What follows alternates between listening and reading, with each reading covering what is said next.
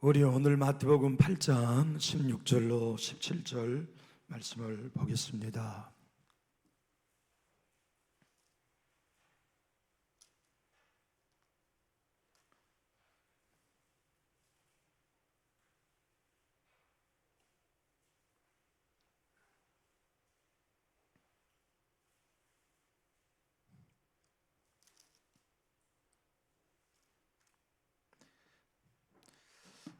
우리 함께 16절, 17절 합독하실까요? 저물매 사람들이 귀신 들린 자를 많이 데리고 예수께 오거늘 예수께서 말씀으로 귀신들을 쫓아내시고 병든 자들을 다 고치시니 이는 선지자 이사야를 통하여 하신 말씀에 우리 연약한 것을 친히 담당하시고 병을 짊어지셨도다 함을 이루려 하심이더라. 아멘.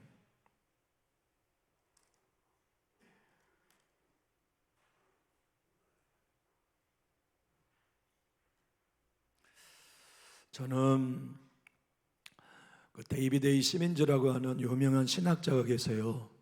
전 세계적으로 기독교 상담학의 대가 하면 데이비드 A. 시민즈 들거든요. 그분의 책을 젊을 때 읽었었는데 너무나 큰 충격을 받았었어요. 얼마나 큰 충격을 받았냐면 이 본문 때문이에요. 이 본문 17절 한번 읽어보면 이는 선지자 이사야를 통하여 하신 말씀에 우리의 질병만 주님이 담당하신 것이 아니고 연약한 것을 친히 담당하시고 질병을 짊어지셨다 하는 걸 설명해 놓았더라고요. 데이비드 앤디 시민즈 목사님이. 그래서 신자들은, 기독교인들은 예수님의 피와 이름으로 치료받는 것은 다 믿죠. 병이 치료된다는 걸. 근데 병이 치료돼도 성품 안 변하잖아요.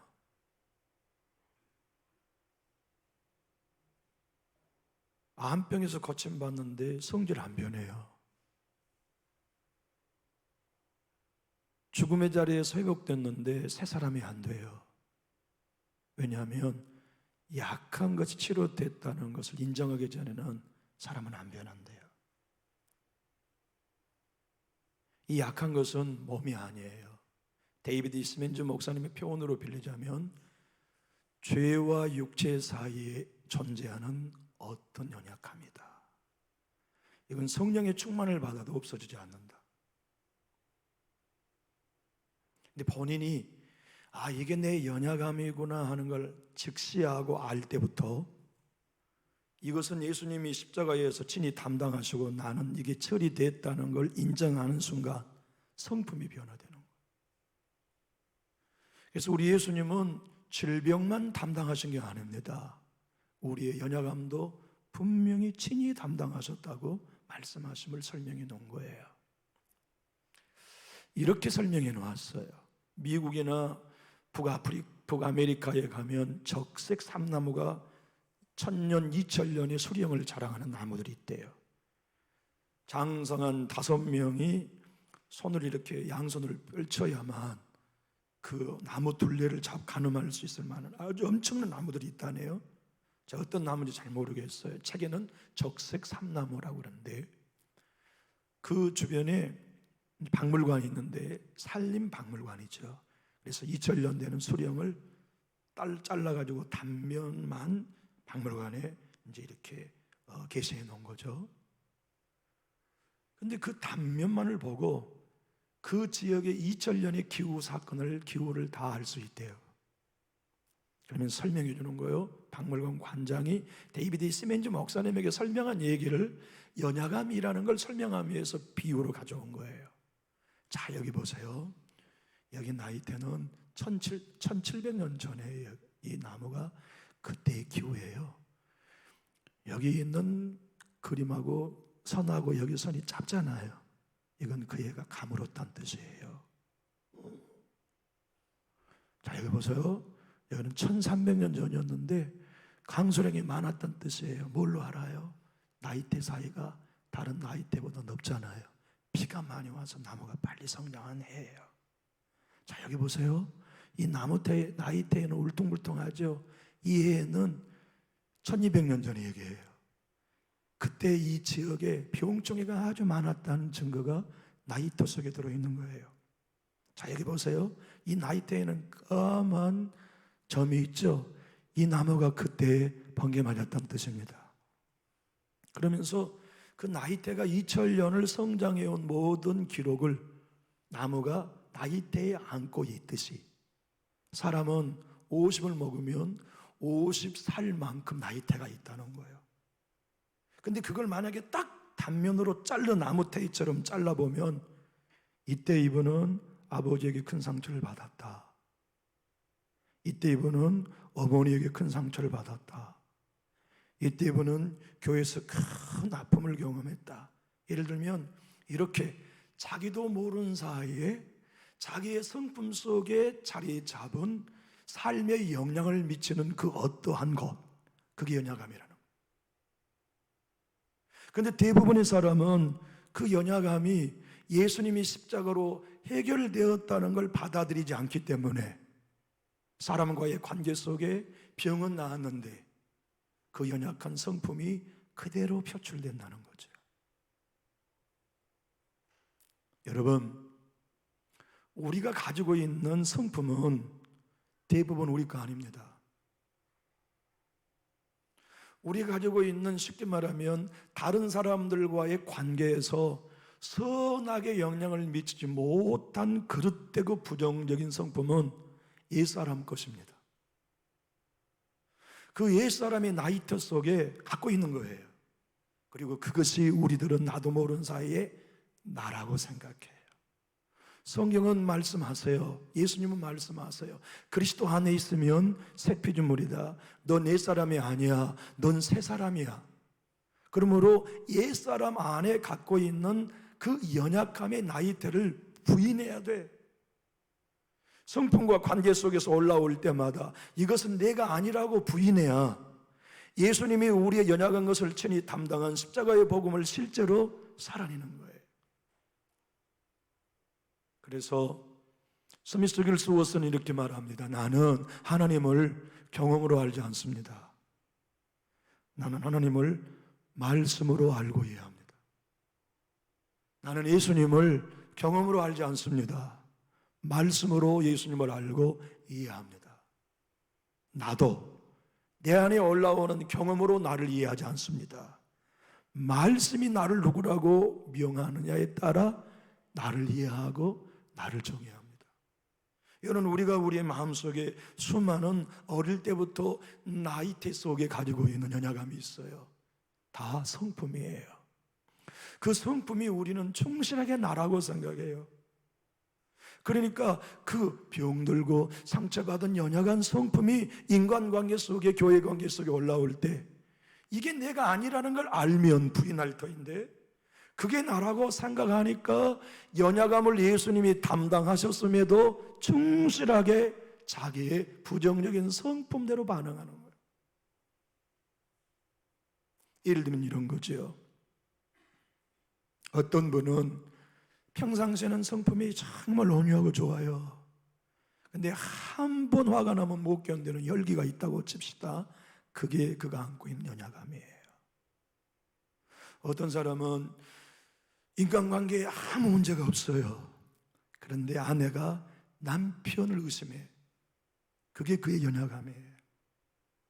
그 연약함이 평상시에는 좋은 관계를 유지하다가 긴밀한 관계가 되면 혈기 한 번을 통해 20년, 30년 쌓은 인간관계를 깨뜨려버려요. 그렇게도 순종적이며 헌신적인 아내가 남편의 핸드폰을 저녁마다 검색해 봐야 돼요. 의심하니까. 그리고 외출했다 돌아오면 와이셔츠에 뭐가 묻었는지 안 묻었는지 확인해 봐야 돼요. 그것 때문에 늘 부부관계는 다 알아요. 양쪽 다 알아요. 저 여자가 지금 빨래하기 전에 의심하고 있구나. 그래서 부부의 관계에 금이 가게 하는 이 연약함이 사단이 노리고 있는 요인임에도 예수님께서 십자가에서 연약한 것을 친히 담당하셨다는 것을 적용하며 부인하면 의심한 여인이 난 남편 믿어. 그리고 계속 의심이 올라올 때 나는 의심하지 않아. 의심한 나는 죽었어. 이렇게 복음 따라 반응해야 의심하는 성품 따라가지 않고 신뢰하는 새 사람으로 사라지는 거예요. 어떤 사람은 오해를 잘해요. 세 사람이 모여 대화했어요. A라는 사람은 그 말에 오해 안 해. 근데 B라는 사람은 항상 오해해요. 그리고 그것이 자기 연약함이라는 걸 모르고 평생을 낭비하고 사는 거예요. 이 연약함을 우리 예수님이 십자가에서 담당해 주셨다는 걸 믿고 오해가 올라올 때마다 자기가 직신해야 하는 거지요. 오해했던 내 성품 이게 너 아니야. 너 옛 사람이야. 나는 이해할 거다. 나는 넓은 아량으로 포용해 줄 거야. 나 보듬어 줄 거야. 나 이제 쌀쌀맞게 안 굴래. 이렇게 자기 자신을 자기 안에 올라오는 부정적인 성품이 연약함임을 알고 직시하고 매일 뚫어지도록 사냥꾼이 목표물을 바라보듯이 자기 내면을 바라보는 거예요. 그래서 연약함을 알고 그 연약함이 올라올 때마다 부인하는 거예요. 왜냐하면 예수님이 십자가에서 담당해 주셨으니까. 예수님을 믿고 어린 아이일 때부터 우리의 손주들에게 계속 들려줘야 돼요. 큰 손주가 작은 동생, 작은 손주를 예를 들면 구타를 많이 한다고 칩시다. 그 아이에게는 혈기라고 하는, 분노라고 하는 연약함이 있는 거예요. 이미 큰 손주에게 들려줘야 돼요. 아가, 네 안에 분노는 너가 아니야. 네 분노의 연약함을 예수님이 담당하셨어. 넌 온유한 사람이야. 할머니, 내 안에는 화가 나는데요. 그래, 알아. 할머니도 다 보고 있거든. 너 동생이 잘못하면 참을 수 없을 만큼 때려주고 싶지? 그래, 그게 네가 아니란다. 그러면 뭔데? 그게 네가 옛사람으로 타고났을 때 가진 연약함이야. 그럼 어떻게 해야 되는데? 예수님이 네 연약함을 십자가에서 대신 지시고 해결했다는 걸 믿으면 돼. 하고 아이들에게 계속 들려줘야 돼요. 그 녀석이 언제쯤 이 복음을 자기의 삶에 적용할지는 몰라요. 사춘기를 훨씬 지나 30세를 훨씬 지나 결혼하여 가정의 위기를 만날 때쯤 그때 복음을 적용하기 시작할 수도 있어요. 그러나 바로 우리 안에 연약함이 모든 인간관계를 깨뜨리는 사단의 요인으로 작용하고 있는 옛사람의 성품이라는 걸 우리 자녀들에게 들려줘야 돼요. 그래서 그 아이가 자기 안에 이 연약함을 보고 있어야 돼. 그래야 관계 속에 그 연약함이 올라올 때 자기가 반응할 수 있게 도와줘야 됩니다. 아, 지금 내가 타고난 이 연약함이 올라오는구나. 어떤 사람은 인색함이에요. 절대 돈을 쓰지 않는 인색함이 그가 타고난 연약함이에요.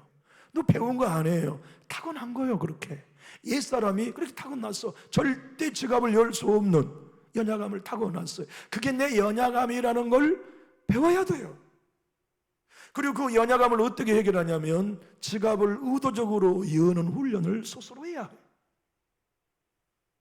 어떤 사람은 이성에 끌리는 연약함을 갖고 있어요. 그 사람이 타락해서가 아니에요. 그 사람이 타고난 옛사람 안에 있는 연약함이에요. 그래서 그 부분에 쉽게 넘어지는 거예요. 어떤 사람은 자기를 크게 확대하고 싶은 과장된 연약함을 갖고 있어요.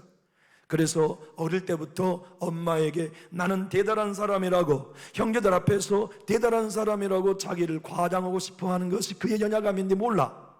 저놈은 거짓말쟁이야, 저놈은 뻥쟁이야, 이렇게 우리가 생각하죠. 아니에요. 그가 가지고, 옛사람이 가지고 태어난 연약함이에요. 어떤 사람에게는 만나면 다른 사람 말 안 하고는 못 견뎌. 반드시 말해야만 돼. 무슨 얘기든지 해야만 돼. 무슨 말거리라도 화제를 가지고 반드시 화제거리를 만들어야 돼. 그가 그의 연약함이에요. 본인이 모르는 거예요. 만약 그분이 복음을 알고 이 본문을 통하여서 아하, 내 연약함은 말을 만들어내려고 하는 것이구나 하는 걸 이해하고 그때부터 이 연약함이 예수님의 십자가로 담당되었다는 걸 믿어지기 시작하면 예수님을 믿고 성품이 변화되기 시작해요. 여러분, 우리 주님의 십자가에서 옛사람을 죽이고 우리를 새 사람으로 만들었고 그리스도 안에 있으면 누구든지 새 피조물이 된다는 건 하나님이 우리의 성품 하나 못 고치는 하나님이 아니라는 걸 분명히 말씀하셨어요. 성품 정도를 고치는 정도가 아니라 우리의 생명과 존재 자체를 바꾸시는 분이 하나님이세요. 그것이 십자가요, 예수님께서 우리의 연약함을 담당하신 거지요. 이 본문의 말씀이 있기 전에 마태 사도는 세 사람을 소개합니다. 첫 번째는 문둥병자를 우리 예수님이 만져 치료하셨어요.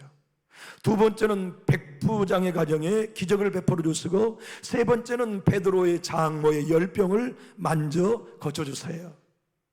이 본문의 말씀을 통해서 세 가지의 사건을 통하여 마태 사도는 의도적으로 말해요. 문둥병자의 몸에 문둥병만 고친 게 아니라 문둥병자 마음 안에 있는 연약함도 고치셨다는 걸 이 본문을 통해 설명한 겁니다. 문둥병자의 외적인 병은 뭡니까? 썩어 들어가는 한센병이지요. 약한 건 뭔데요? 내가 하나님 앞에 벌받았다는 생각입니다. 그는 어떤 일을 해도 하나님께 감사할 수 없어요. 하나님이 나에게 천형을 준 분이라고 생각하니까 그게 연약함이에요.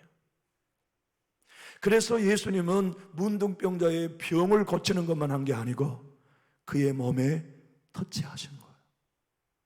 너 부정한 사람 아니야. 너 하나님께 벌 받은 사람 아니야. 너를 만지면 다른 사람 부정하다고 모두가 다 율법을 통해 너 정죄했지. 아니야. 내가 너 만진 것 보면 알지. 넌 하나님의 존귀한 딸이야. 주님이 너를 치료하기 원하셔.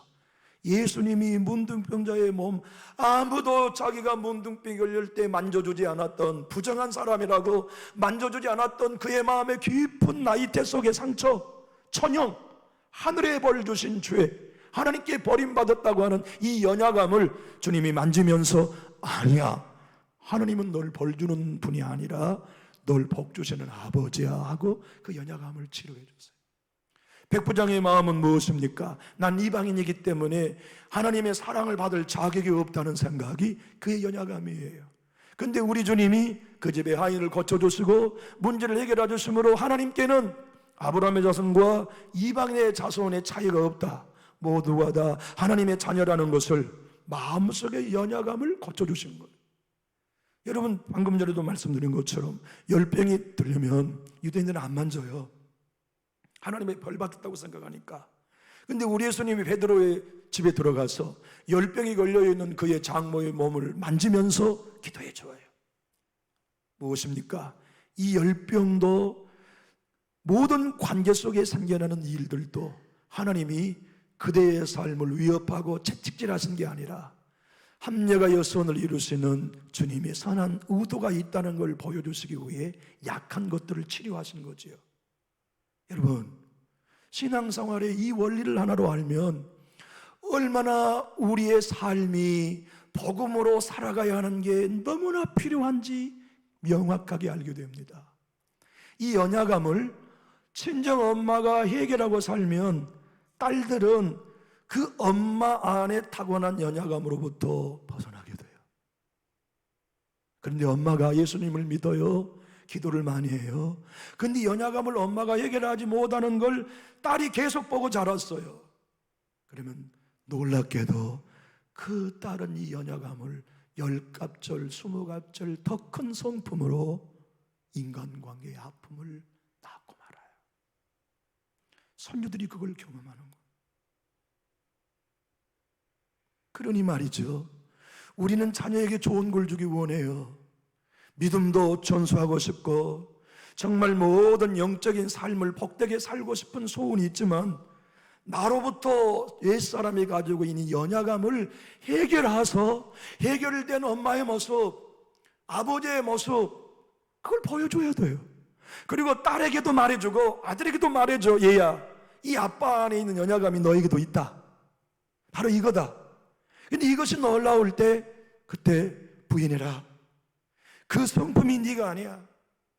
저는 이 복음을 깨닫고 이 복음을 저의 삶 속에 적용하는 게 목사 안수를 받은 10년이 훨씬 지난 어느 날이었어요. 그 전까지는 저의 연약함이 평상시는 전혀 드러나지 않아요. 평상시는 전혀 연약함이 드러나지 않아요. 그러나 감당할 수 없는 외적 압박이 갈등으로 밀고 들어오면 폭발해서 드러나 버려요. 그게 뭐냐면 저에게는 혈기예요. 저는 매일매일 하나님 앞에 눈을 뜨면 제 혈기를 오늘도 죽이게 해주세요. 저는 우리 교회 남전주 교회 성도님들 한 분 한 분을 뵐 때 참 온유해서 감사해요. 저는 온유하지 못하거든요. 제 안에는 활화산이 있어요. 그게 저 연약함이에요. 옳지 않은 걸 보면 누구라도 참지 않는 연약함이 내게 있어요. 전 너무 강해요.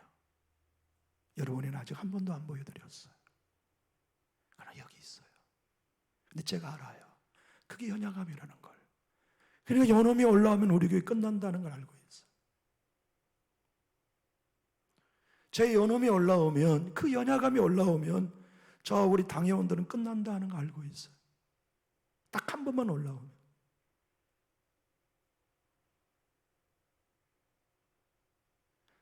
제가 이 연약함이 올라오면 우리 교회의 생명은 끝난다는 걸 너무나 잘 알고 있어요.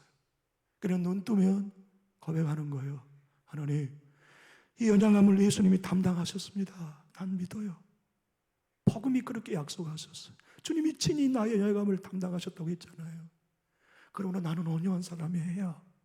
나는 부드러운 목사예요. 나는 모든 성도를 품을 수 있어요. 내가 할 수 있다가 아니라 주님이 새 사람으로 만들어준 새 성품이 그걸 할 수 있게 했다는 걸 난 믿어요. 우리가 이 복음을 실질적으로 우리의 삶에 적용하지 않으면 내가 아닌 옛사람의 나이다가 나라고 생각하고 충실하게 일생을 그 연약함 가운데 살고 말아요. 그걸로 너의 자녀의 아픔을 주고, 부부관계의 아픔을 주고, 신앙생활의 아픔을 경험하고, 주님이 내게 베푸신 수많은 은혜와 성령의 기름 부음을 소멸하고 하나님과의 깊은 은혜의 자리에 들어가는 삶을 놓칠 때가 많지요. 우리의 신앙생활 가운데 여러분, 이제라도 늦지 않았습니다. 우리 각자 안에 있는 연약함이 무엇인지 눈을 부릅뜨고 찾아야 합니다. 지금껏 살아오는 동안 나는 요 점 때문에 하나님과의 관계가 늘 어그러졌어. 지금까지 나의 인생 가운데 바로 이 점 때문에 나의 영성은 성장하다가 꼭 멈췄어.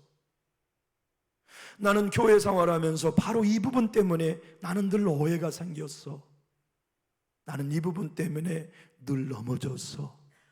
나는 이 부분 때문에 그렇게 몇십 년 믿음의 좋은 관계를 갖고 있던 이들과 등 돌리는 걸 몇 번 경험했어.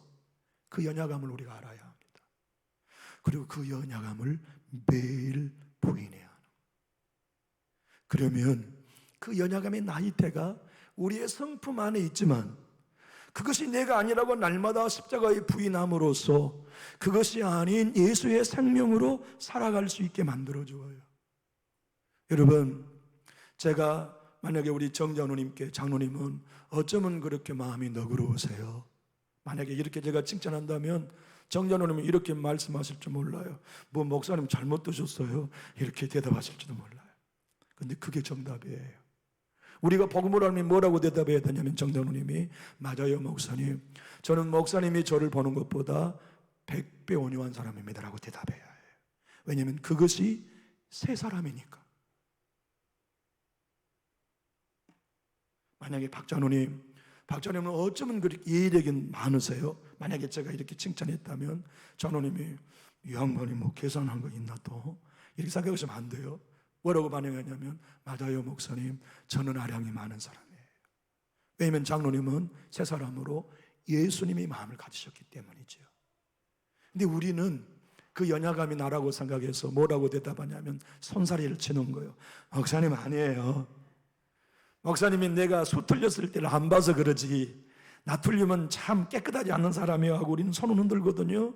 그게 복음으로 반응하지 않는 우리의 첫 번째 단추입니다.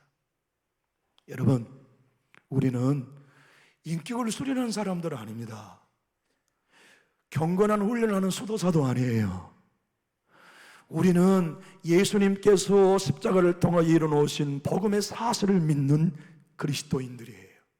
그래서 모든 인간관계와 삶의 굽이굽이 굳혀가는 흘러가는 인간관계 속에서 부정적으로 올라오는 우리의 성품들이 우리의 인생의 나이테 가운데 아버지로 받은 상처로 드러나고, 어머니로 받은 상처로 드러나고, 초등학교 담임 선생님이 받은 상처로 드러나고, 친구들과 함께해서 키가 작고 힘이 없어 늘 두들겨 맞음으로 내 안에 가지고 있는 이 의협심, 약한 자가 당하는 걸 보지 못하는 그 모든 우리의 연약함 성품이 우리의 나이테 속에, 옛사람의 나이테 속에 다 하나하나 박혀 있어요. 그런데 그것이 어떤 환경 속에 올라와 반드시 선한 영향력을 미치지 않고 관계에 부정을 미치고 신앙생활에 시험거리를 줄 때 우리가 이게 내가 아니라는 걸 알아야 돼요. 대부분의 그리스도인은 그 내가 나라고 생각해. 오해하는 사람은 계속 오해해요. 서운한 사람은 계속 서운해요. 인생한 사람은 계속 인색해요. 혈기 부는 사람은 계속 혈기를 부려요. 그게 내가 아니라는 걸 알아야 되는데 모르니까, 적용하지 않으니까. 사랑하는 교우 여러분, 신앙생활 가운데 내 주님이 내 병만 짊어지지 않으셨다, 연약함을 담당하셨다는 것을 알고 인정할 때 우리는 속사람으로 살아가는 복음의 실제가 되고, 그때 몸이 치료되는 은혜를 더 경험합니다. 여러분, 우리의 몸에 질병이 있어요. 그 질병이 빨리 치료되려면 이 연약함을 부인해야 합니다. 만약 우리가 서운함을 끝까지 풀지 않는 이 연약함이 해결되지 않으면 위장병이 끝까지 안 떨어져요.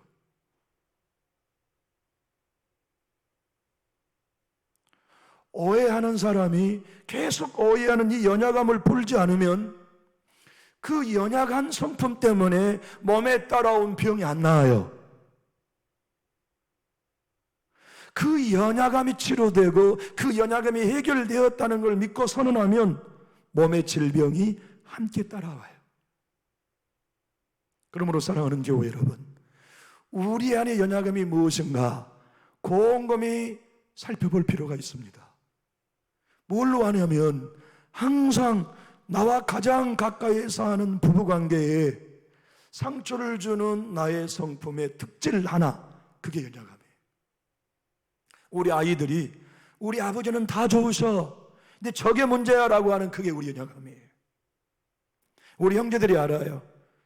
저 아무개 내 동생은 다 좋아. 근데 우리 아무개 동생이 여론 하나가 단점이지 하는 게 우리 연약함이에요. 그것을 내 자신이 알아야 합니다. 내 자신이 알고 우리 주님이 십자가의 보혈을 통해 언제나 만져주셨고 피 묻은 보혈의 능력으로 언제나 만져 치료하셨다는 걸 인정하고서 그 연약함의 성품이 올라올 때마다 내가 아니라고 부인하는 걸 훈련해야 돼요. 그래야 더 이상 오해하던 삶이 오해하지 않고 이해하게 돼요.